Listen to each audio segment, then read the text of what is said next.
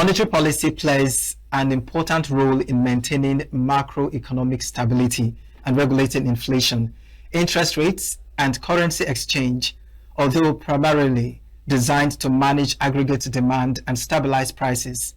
Monetary policies also holds profound implications for poverty reduction through various transmission channels, including the control of inflation, regulation of interest rates, and stabilization of exchange rates. Central banks influence employment, access to finance, and the purchasing power of households.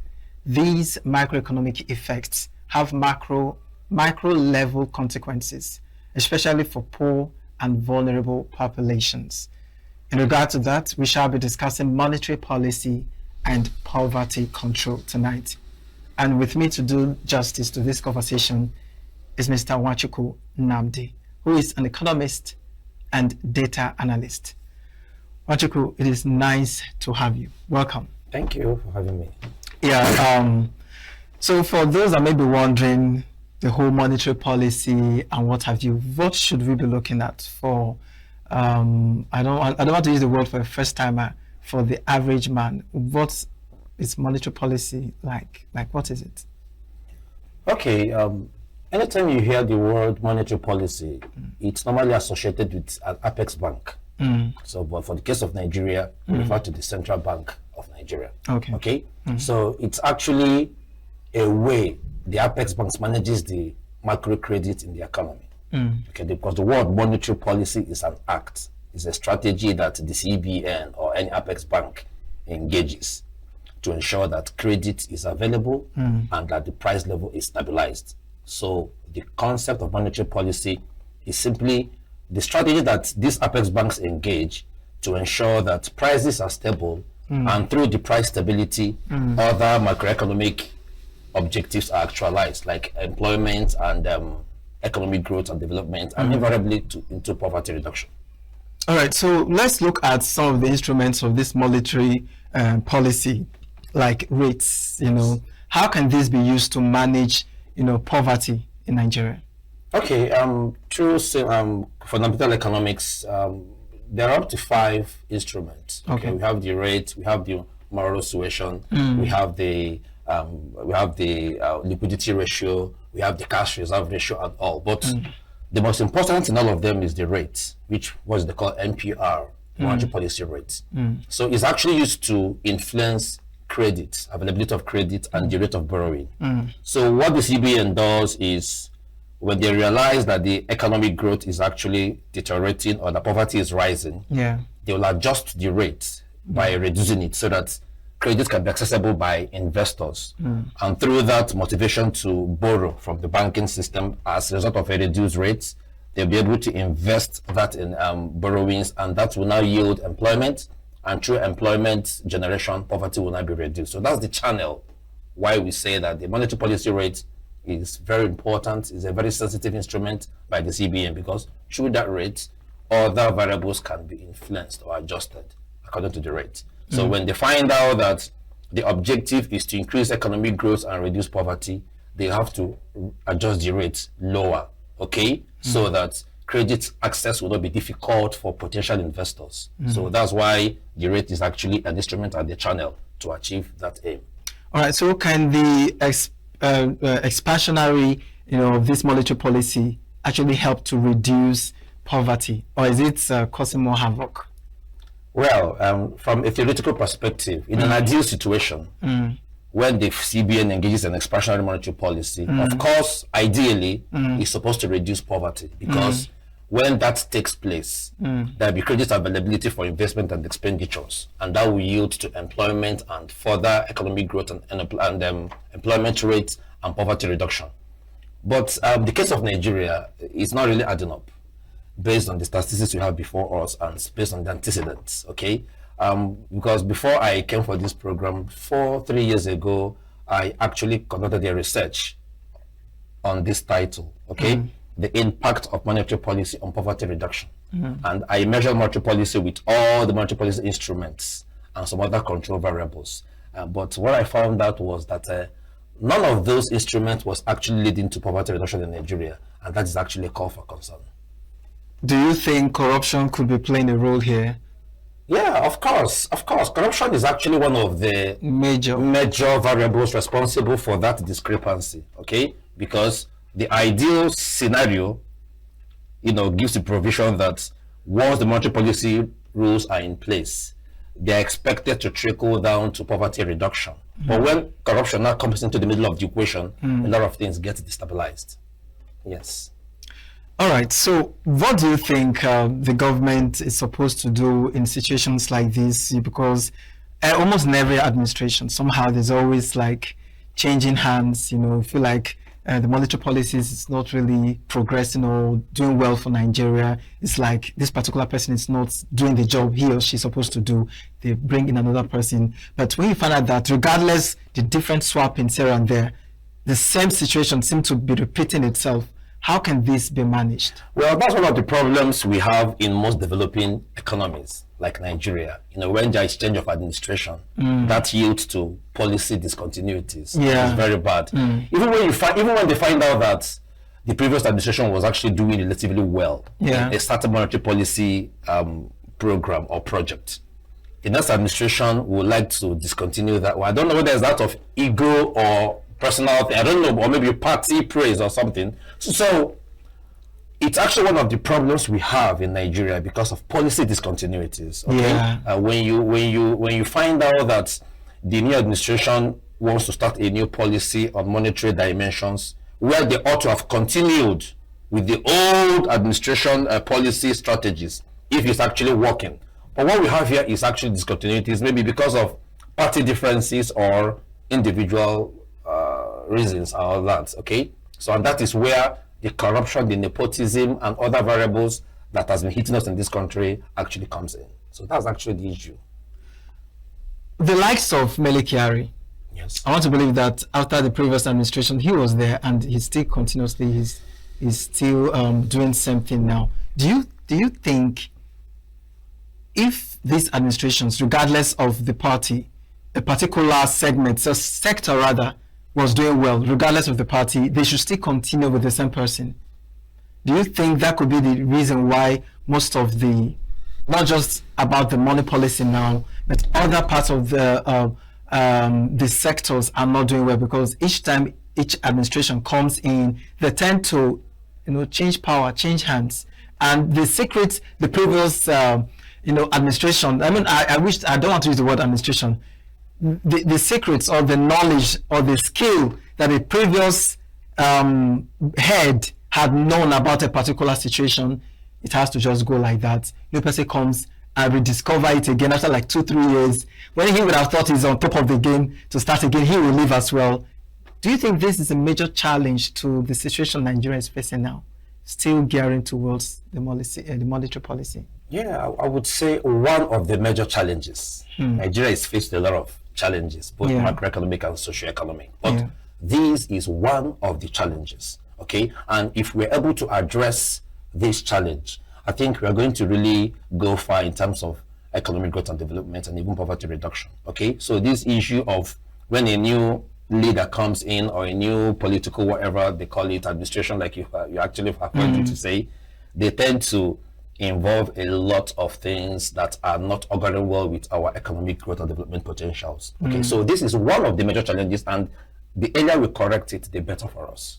Okay, the better for us, because when an old person is there, he or she has mastered the game. He or she has understood the dynamics of what ought to be done and what is going on. So when a new person now comes in and finds that I want to fix my own person here, or a party loyalist and all that, and there's such a reshufflement again, we start afresh. And that is why you see our figures sometimes follows a fluctuating pattern. It keeps fluctuating, which is a reflection of all this that we're talking about here. Well, I wish not to deviate, but just for a few seconds. We'll just deviate and come back. Okay. Mele Kyari has been on the NNPCL radar for some time now, radar rather, even before the administration to this administration. But we still have challenges of, crude oil being stolen, bunkering sites. We've not found the people, that are behind all of this. Do you think it does not really make any difference, even if you've been there before, and then somebody else comes and takes over the baton from you?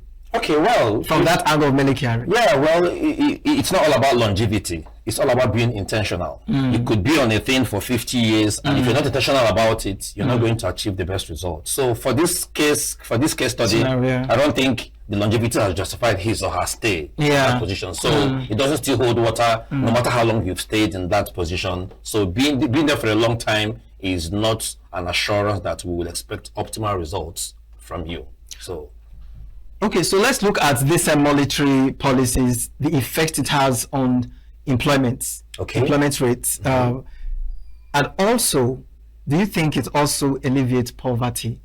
Because if the monetary rate is not doing well, how bad could it be for those that are not employed, or even those that are employed? Okay, great.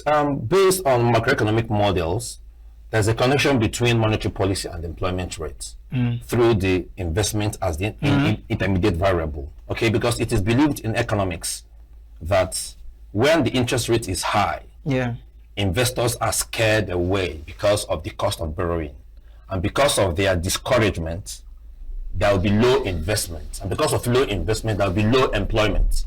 Okay, but if on the other way around, the interest rate is affordable, is lowered in a way to attract investors, with that situation, with the lowered interest rate, investors will be attracted to come and borrow money for investment. And once they borrow the money for investment, that investment will yield to employment. Because when you invest in a business, you're going to call people who are going to be part of you, which are the employees.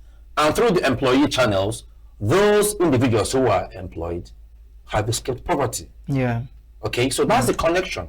Okay, so in an ideal situation, monetary policy has a direct impact on employment rates if there are no variables that come in the middle to interrupt that flow. But from what I said, now most times the borrowing conditions in Nigeria is actually stringent, that investors are scared away and some other variables that are involved. So that transmission expectation is no more achieved. You could see there are distortions in the middle.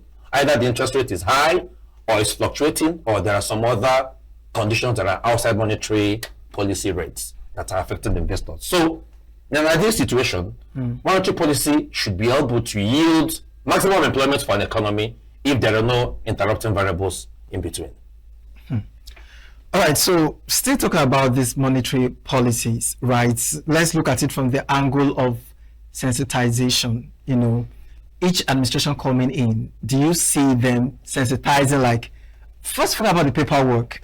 I don't even know if there's anything like that. Like, this is how far we've gone.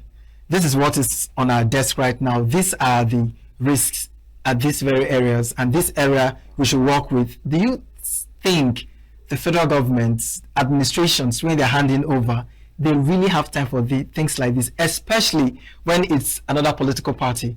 Because it will be their joy, in quote, to see that they did well and the new party coming in is not meeting up to the expectations. Well, of course, I think you actually know the answer. You just want to hear it from me. But it doesn't happen. That's the gospel truth. It doesn't happen.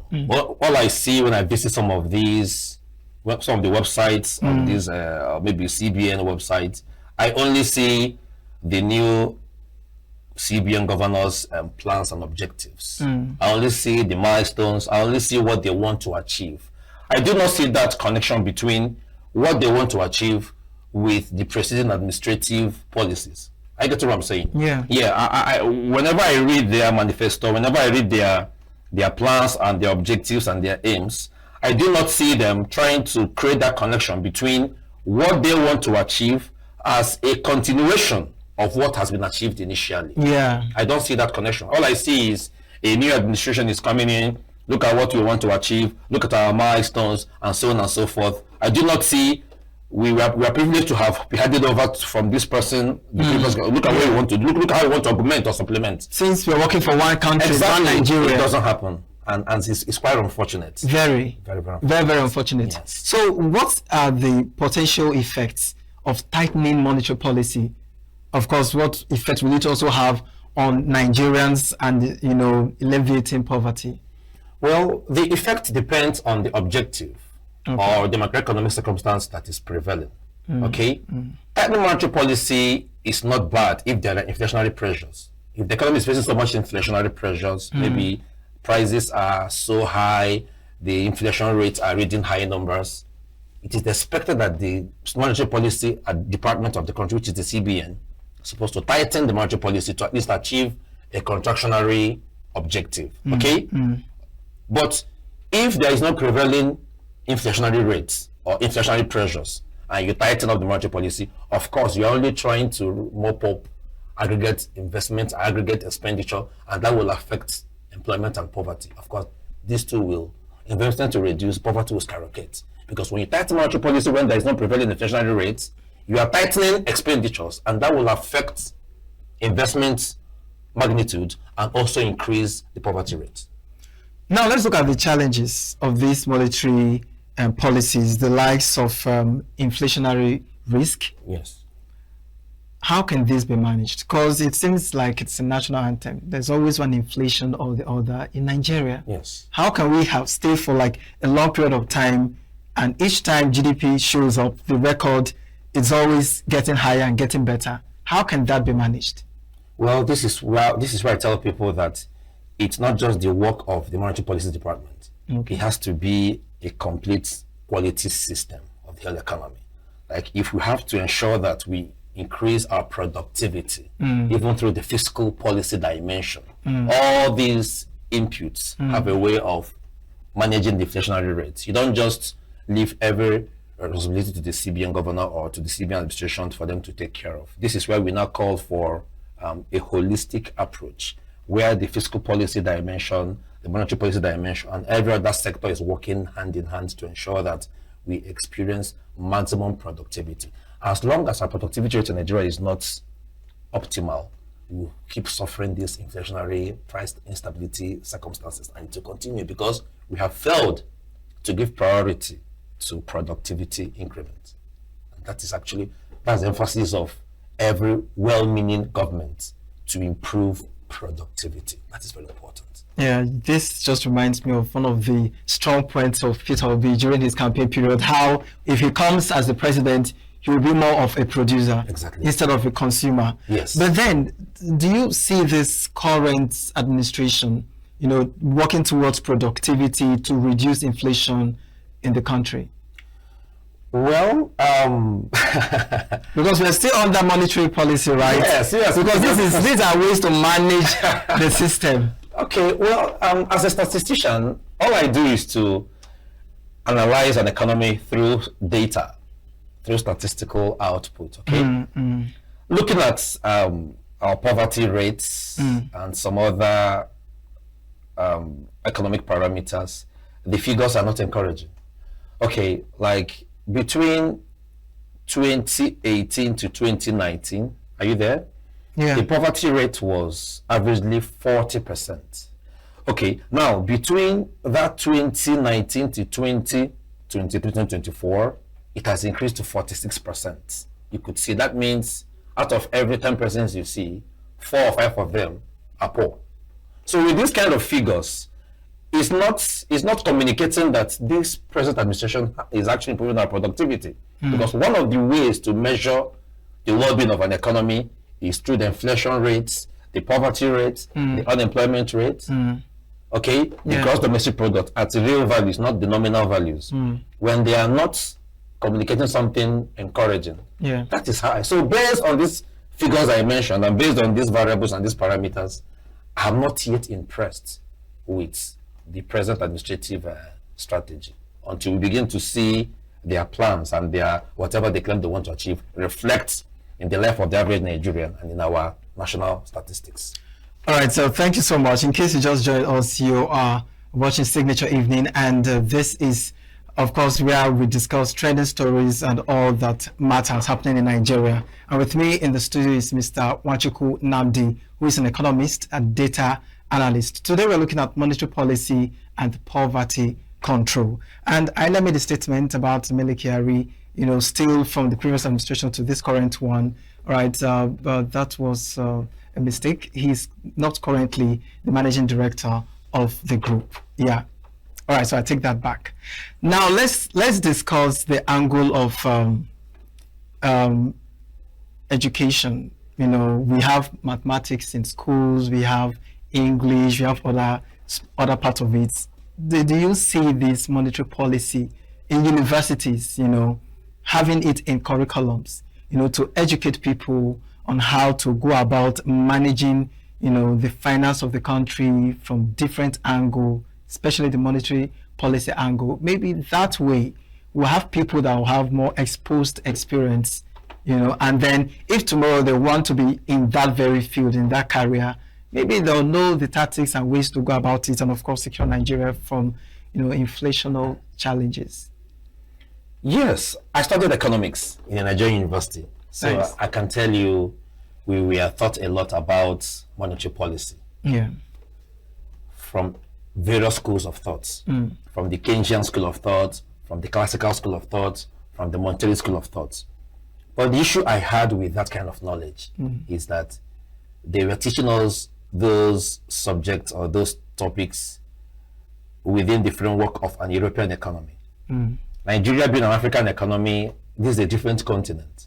Okay, you would find out that when I went through some of the books I studied in school and engaged in advanced learning, which they taught us in class, okay, I found out that most of those economic teachings that we were inculcated with, we are not meant to function well in a country like Nigeria. In fact, those theories, those methodologies, we are more applicable to advanced nations.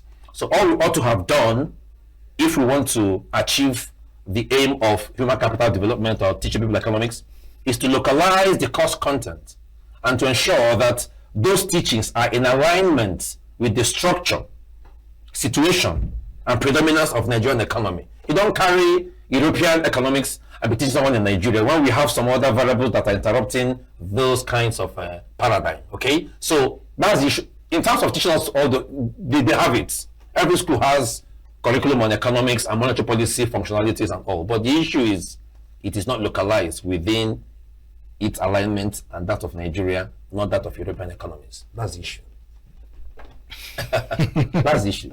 Yes. How can you be teaching me classical school of thought, which is actually applicable in England, Keynesian school of thought, applicable in England, Chicago economics, applicable in the United States? There is no one that was actually localized for us. So we carry the same theory. We think we've learned a lot of things. When you practice in Nigeria, it will not work. And it's not working. It's not working.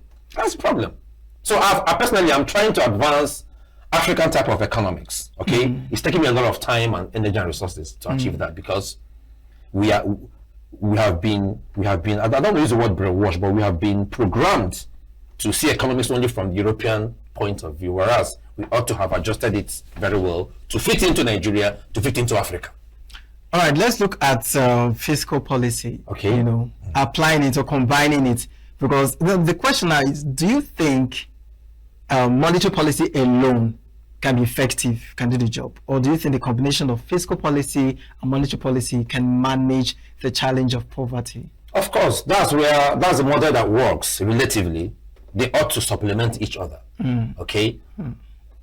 And also achieve independence. Most times in a country like Nigeria, the monetary policy is supposed to be independent, but sometimes there is an overcrowding effect. Okay, so but in an ideal situation, the monetary policy strategies and that of fiscal policy strategies are meant to work hand in hand. Because when you implement some policies like interest rates and moral situation, money supply, there are economic changes that will require government expenditure, which is fiscal policy, or even taxation. Are you seeing how they're supposed to combine? Okay, you don't just leave everything to the CBN and say, take care of it won't work. So there ought to be supplementation and cooperation between these two dimensions. So that's the model that should work. In fact, I also did a research. I did the first research on monetary policy alone, how it affects poverty reduction, and I saw that the impact was insignificant. Okay. But when I did the second research on impact of monetary and fiscal policy on poverty reduction, the result improved, because there's now an interaction, a supplementation of these two policies, and we had a better result compared to the initial first one. So, are you indirectly, which do you think Nigeria is practicing right now, currently? Because if with your explanation now, yes, if we are having the two, we should be seeing effects right now, results. But then again, I won't be surprised if we are practicing the both and we're not seeing the results because of corruption. But then again, which do you think we're practicing? We are practicing both. So what is the challenge? Corruption, and will I say, sometimes we need intentional leaders. Leaders that are intentional. Okay. Aside corruption, when you mention corruption, it's also perpetrated by human beings. Yeah. It's human beings are there. The human beings are responsible for whatever we call corruption. So it's all about having intentional leaders. Intentional leadership is one of the things that we like, because once that is instituted, corruption will be chased away. So when you say corruption is simply an effect or even a consequence of fellow human beings who don't want to be intentional in terms of their leadership expectations and their priorities. Okay, so fiscal policy, monetary policy are two wonderful instruments if harnessed and harmonized effectively and optimally. But the problem is, in a country like Nigeria, a lot of variables come in between to compromise the expected effects. So in a company like Nigeria, but this time around, so in a country like Nigeria, Yes. but this time around, let's look at another country.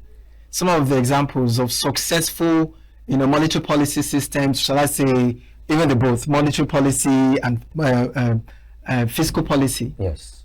Which country can you outline that's had these interventions and it was successful for them?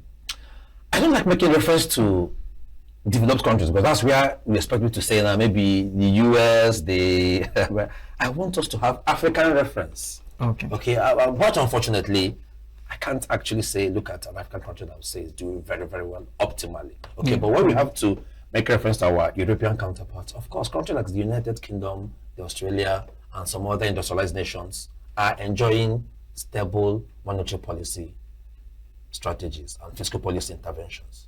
They're enjoying it because the country has ensured that those at the helm of affairs are intentional leaders, and with that, corruption is minimized and every other leadership irresponsibility is dismantled. So that is it.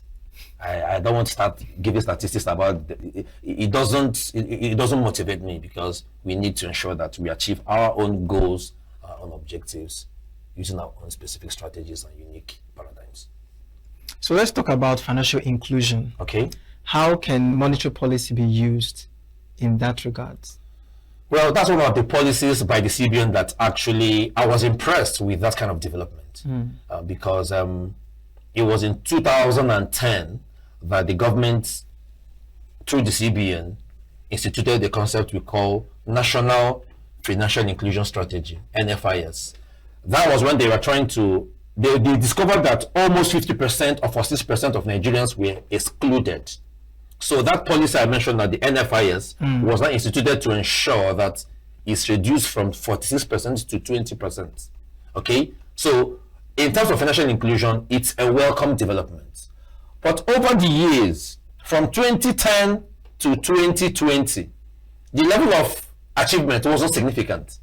Out of the 46 people who were 46% who were excluded, discovered that after the whole thing, another research was carried out, and all 36% were still excluded, meaning only 10% achievement. But between the 2023 and 24, there is massive improvement. Okay, because of the issue of technology, when they introduced the POS, the all these other payment structures that are purely mobile. But despite these improvements in inclusion, it has not translated to poverty reduction, and that cause for concern as well. All right then. President Tinubu adopted the policy of fuel subsidy removal, and then the Group Chief Executive Officer of NNPC Limited, that's Bashir Bayo Ojulari, who was appointed by President Bola Tinubu in April 2025. Okay, now taking over from Mele Kyari seemed not to have gained the support of the marketer, as fuel today in Nigeria has not been stable in the market. Do you think fuel subsidy removal was a good policy for the country, even if the president has his own strong reason why it shouldn't be there?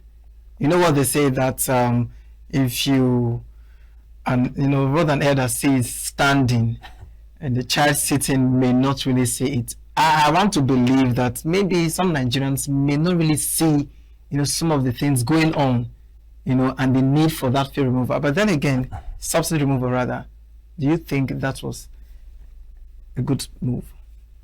Well, fuel subsidy removal is not a bad policy implementation, but Nigerians are hungry for results. We expected that once fuel subsidy was removed, we are expecting to see the impact where the revenues were channeled to. Because if you remove fuel subsidy, claiming that you're spending a lot in subsidizing the fuel prices, now we want to see where the revenues were channeled and the impact of that channeling. You removed fuel subsidy, okay, let us see where it was invested. We want to see other macroeconomic figures appreciate. We want to see poverty reduced. We want to see GDP improve optimally. We want to see employment rate increase through aggressive industrialization. So the discrepancy is what is calling for concern. Why would you withdraw fuel subsidy and we are not seeing the impact of that withdrawal from a positive dimension? Is it when you are done with your administration that they're going to start seeing the effect? The removal hurt Nigerians a lot because of the increase in the average PMS. Overnight increase. Good. Now we want to see, okay, as we are paying the price for this increment, we want to see the macroeconomic reactions in some other dimensions improve. But we are not seeing it. As at 2023-2024, the multidimensional poverty in Nigeria was 63%. More multidimensional poverty, 63% at 2024. 2023, it was for something percent. So you could see that these negative economic parameters are increasing, even with the account of fuel subsidy removal. It's not adding up. That's why we cry. That's why we call for concern and say, Oga, you remove this, you remove revenues that was supposed to go here, you removed it. Where did you channel it to? At least to buffer the effect of this other dimension. We are not seeing it. That is the problem. So I'm not going to say much about it. Let the numbers communicate. So what if it's actually working, but corruption will not allow it to be seen? So what do you mean by corruption? They also know what corruption means. How, if whoever you are, the president or a governor or whatever office you're holding, when you permit corruption to prevail within your administration, then something is wrong somewhere.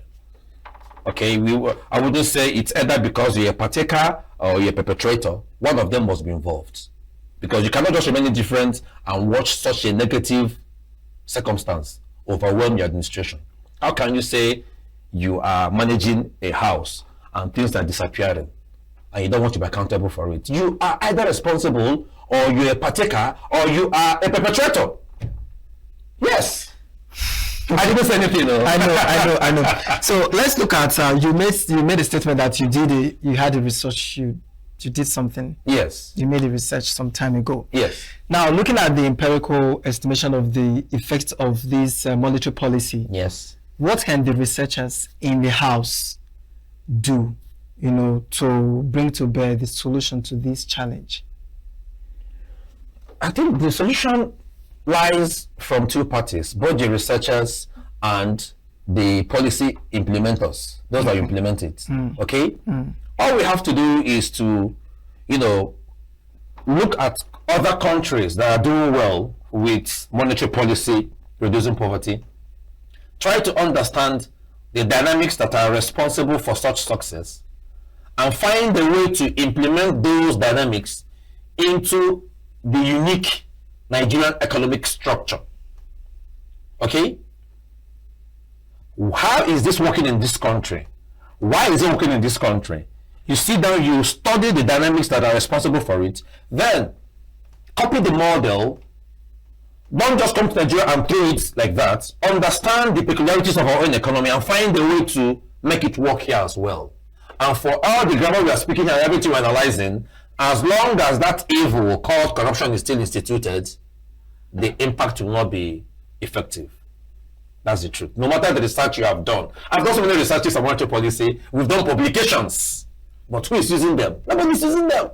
Do you think it's not going to the right platform or channel? Maybe that's why nobody's using them. Are you really, is it really pushed, to the right channel, to the right people? Who are the right people here? Our leaders. That's the right people we're talking about. It's not to private individuals or to the public. It's to the leaders.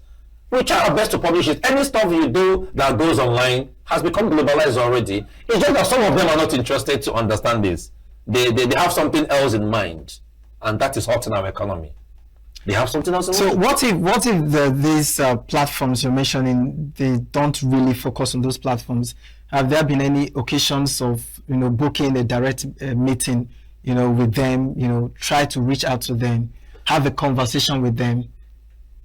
Well, okay, let me use for instance, even the CBN, they have a journal where you can write a paper and publish it. Go there, you will see a barrage of publications. So they're not want of information. Every information they need is available. Most of the studies we also do, we tell them to their journal to be published, and they see our analysis. And this, in fact, I've been sent to Abuja one certain time during President Goodluck Jonathan's administration to go and conduct their research when they wanted to increase the VAT rate from 5% to 15%. I did the research, I submitted my analysis, and it was not used. They didn't make use of it because what I have done didn't include every other thing like ethnicity, corruption, nepotism, bias. It was an objective analysis, but it cannot be implemented. Reasons I don't know. So did you think the challenge now is not just about the figurehead? Could be those working, the cabinet, those working under the figurehead, if you know what I mean? Yes. Because the figurehead may not be there to see what is happening in this sector, on this platform, but they have people placed in different areas to manage situations like this, to attend to things like this, but they might have seen it, but did not respond to it. You see, this thing you said now is one of the issues that causes friction between myself and my friends. When I tell them that when we complain about our leaders, that they are good or that they are bad, they came from us. Are you getting me? Yeah. We didn't just import a leader from another country. So, like what you said, most times it's also the subordinates to the figurehead that also spearheads corruption and mischannelings. You get what I'm saying? So, I tell people that we need in Nigeria massive reorientation, even both the elected and the elect.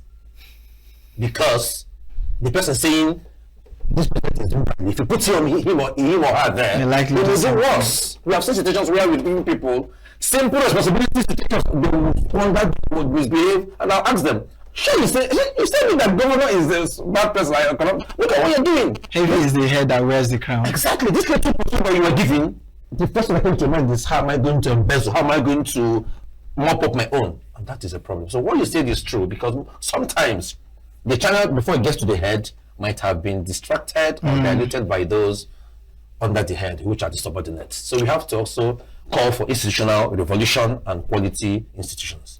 Okay, so let's talk about the value or currency that's been beaten back to back, for some time now. What do you think could be missing out in the policy, to manage this situation? So we can also, the currency, the naira value can also be something that Nigerians can look up to outside the country. It still draws us back to productivity. We are not a productive economy. And as long as we remain consumers, our naira will keep disappointing us. And if you watch what is going on right now, even by our political leaders, they now celebrate a foreign currency more than their own currency. They have placed their priorities to even earn money in dollars and become millionaire in dollars, prioritizing a foreign currency to theirs. As long as we have not given the best to our productive base, there is nothing about. See, the essence of the CBN is to stabilize prices. That is their primary function. Every other function is just secondary. So their work is not even to boost productivity. It's meant for the fiscal policy and some other dimensions to boost productivity, while the CBN, through the monetary policy strategy, stabilizes prices. That's their primary function, no? Okay? So the CBN will do their best, and they have to do the best they can do. But as long as our productivity base is still very poor, they may not achieve their optimal expectations. And this is pure economics. Yeah, this is really concerning because even in Nigeria here, there are some schools, there are some places that are receiving money in dollars. Yes. In your country, you're glorifying another currency. Do you think the government can do more regarding this? Because it seems we only have audio statements, paper statements, without no proper implementation or follow-up to make sure that these things are sorted out? Of course, it's because they are benefiting from the system. You know, there's an Igbo adage that says, "Oboda dimma uru ndenze." I don't know if you understand that, whatever. Okay, well, let me put it in a simple expression. Okay, let me use COVID-19. During COVID-19, there was a macroeconomic, maybe a national concern. Some persons made millions during COVID-19. Some other persons died. Some other persons were homeless. A lot of things happened. But in that bad situation, some individuals, that was when their income life changed for the good. Okay, as long as our leaders are benefiting from this distorted economy, they will not do anything about it to correct it. Okay, because I was telling somebody one day, I said to the person, a leader who believes more in a foreign school, sent their kids to a foreign school, will not develop with their own local school. A leader who, when he or she falls sick, will travel to the UK or to Australia to go and treat himself. We will not develop your own hospital sector. A leader who believes that the education over there is better than this one here, they cannot. So the same thing with our currency.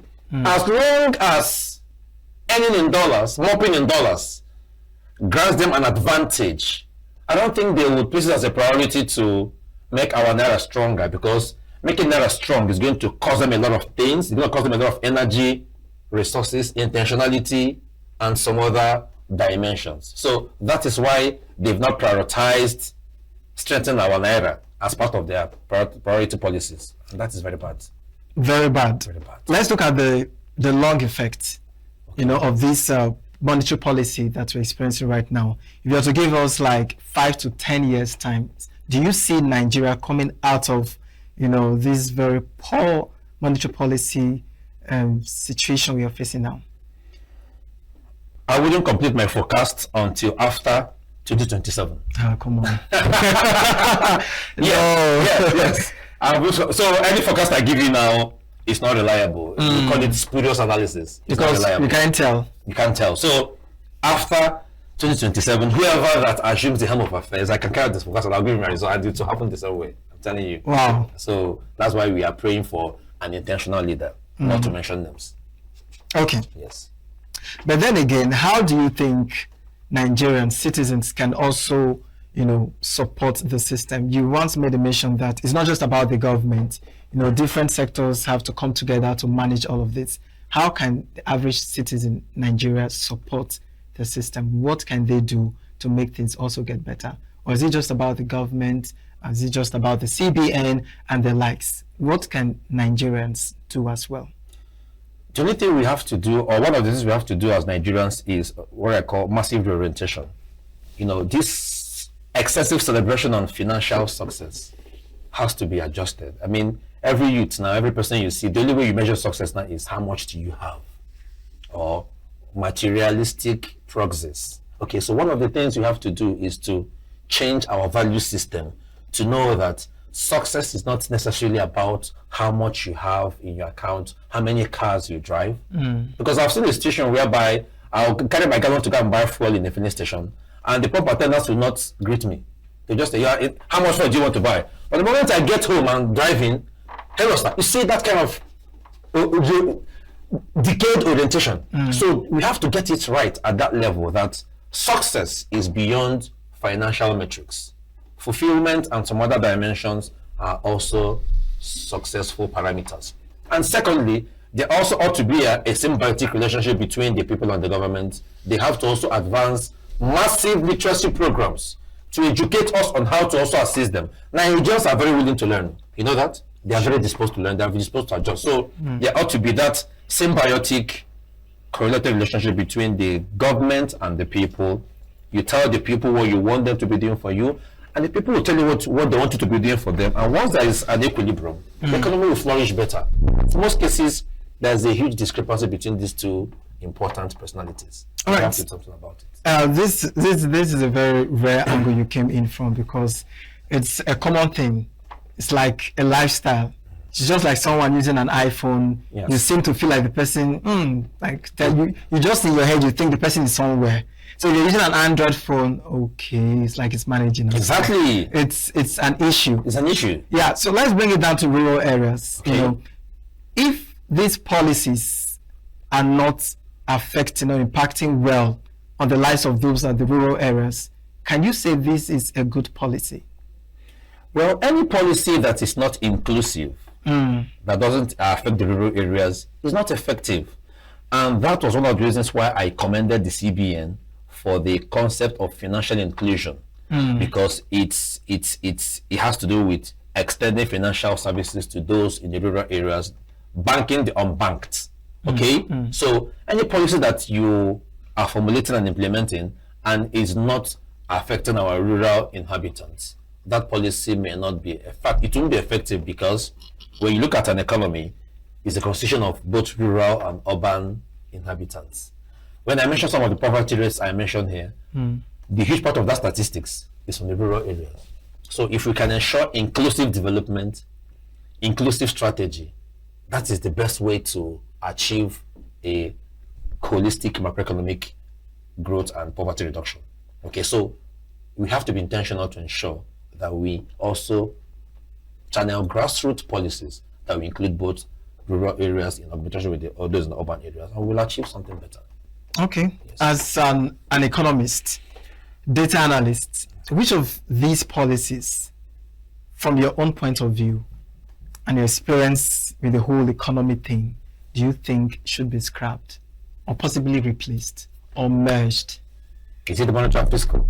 Any of them you want to come in from? Well, they are both important. All I advocate is a better way to harness them and to adjust them in such a way that they will fit into Nigerian economic system, and then take time to dismantle every negative institution that obstructs their flow. Okay? Most of these other countries are enjoying good macroeconomic policies, both monetary and fiscal, is because they took their time to ensure that none of these negative parameters like corruption and some other bad leadership is in between. As long as you take your time to eradicate all those negative dimensions, the poverty is eradicated, poor leadership is eradicated, nepotism and all that, these policies will work perfectly well. Okay? Because based on economic models, a combination of monetary and fiscal policy should lead to inclusive development and poverty reduction. But where there are obstructions and distractions, of course, it won't be effective. We only go there, speak grammar, implement policies, start afresh, another person comes in and it continues that way. And it's very wrong. All right, so this will be the final question I'm going to ask you. Okay. All right, there are 2 in 1 questions. Right. So the first one is, if you were to be the president for a day, what is that one policy, that one thing that you think you can change or adjust or amend to make the currency work better and Nigerians face better inflation, number 1? And number 2, what then is your advice or suggestions, since you're not the president, Maybe that you have for Nigeria? Maybe someday I'll be president of this country. Of course, sure, it's possible. It's actually part of my objective. Nice. Part of my goals to rule Nigeria. It's possible. Like I said initially, and I continue to say it, we don't have a good productive base. Okay? I'm going to ensure that I mop up every strategy, every instrument, every tool to give Nigeria a better productive base. Productivity is a very important macroeconomic objective, or productivity, because a productive economy stabilizes the prices. It stabilizes your currency. It reduces unemployment and increases employment, and poverty is also reduced. It also enhances your gross domestic product. So that is a policy objective that will yield some other dimensions, and then you would attain a cycle of prosperity. This is a cycle of failures. Of failures and poverty. So that is the first thing I'm going to ensure. Either I use both local experts or foreign experts, but I'm going to target increments in productivity. It's very important, no matter what it will cost. Very important. What was the second question? The first one was, if you were to be the president, what would you do? Well, for now, I'm present in my mind. Maybe I'll make a manifesto someday. So what's the advice, as an economist and data analyst to Nigeria, to, the administration, the government, regarding, the policies and, of course, the inflation? Nigeria is naturally a multicultural economy. It's multicultural, and if I'm to be the president or to offer an advice, let us not manage this country based on cultural bias. Let us be intentional to ensure that we aim towards fighting the negative variables that have been hitting us over the years. Poverty, inflation, insecurity, irrespective of your cultural heritage. Let's aim towards fighting these variables. Because once you clear these dimensions, ensure there's maximum productivity, clear the insecurity, the economy will start flourishing on its own without much input any longer. Okay? So, but when you want to achieve that, you don't have to be culturally or ethnically sensitive or biased. You need to be very objective, even if it means if I'm an Igbo president and I see a Yoruba expert that can handle any of these sectors, I'll give him the leadership and the responsibility. If you're a Yoruba president and you find out that an Igbo person can handle this sector, he can do this well or he can do that well, you have to ensure inclusive leadership for us to achieve that macroeconomic objective. So that is my advice. Okay, but we're in a country where sometimes we get influenced by ethnic bias and prejudices, and it's affecting us to date. It's affecting us. That is not a very interesting scenario. It's not. Okay, it's not. I want to also commend the president of Nigeria, Olusegun Obasanjo, who ensured that experts were placed at our sensitive sectors, irrespective of their ethnic heritage or origin. Yeah, that is what this country needs. Okay, even as our president is there right now, and you shouldn't also want to hand over your administration to someone that you want because of either party loyalty or ethnic relationship. Hand over to competence, without hypocrisy, without prejudice. That's why our country is where it is today. We entertain hypocrisy, we entertain prejudice, we entertain bias. Let's aim at competence. It's not because I would say, okay, I'm this president today. That my cousin that was doing well, that was my party loyalist. He did go and handle the CBN and handle this other sector. You will crash your economy, and when you leave this planet Earth, you will not rest in peace. That's the truth. Yes, because you are given the responsibility to better people's lives and welfare, and you messed up. You messed it up. It calls for a huge concern, seriously. It does. So I wish I'm not going to say this, but it's like I'm going to vote for you. So when the time is ready. Okay, I have a potential electorate or something. Yes, those PRO and stuff. Thank you. All right, of course, in case you just joined us, we are looking at monetary policy and poverty control, and we have with us Nwachukwu Nnamdi, who is an economist and a data analyst. He has actually, poured on us, wealth of his knowledge and, of course, skills in being an economist and, of course, data analyst. And this is how far we can go. Do you have a parting shot you want to share before we call it a night with you on the segment? Well, there's nothing much I want to say, only that I still believe in Nigeria. This country can work. This country is workable as long as we ensure that we vote in the right leaders and intentional leaders. Every other country around us will be envious of our rate of growth and development. I still believe in Nigeria, and Africa must be liberated. Thank you. All right, I wish I could say more to that. All right, thank you so much, Nwachukwu Nnamdi. It's really nice to have you. You're welcome. And we look forward to having you some other time. Thank you. All right, then this is how far we can go on this segment of the interview. We'll be jumping off for a short break. Please do stay with us. Don't go nowhere.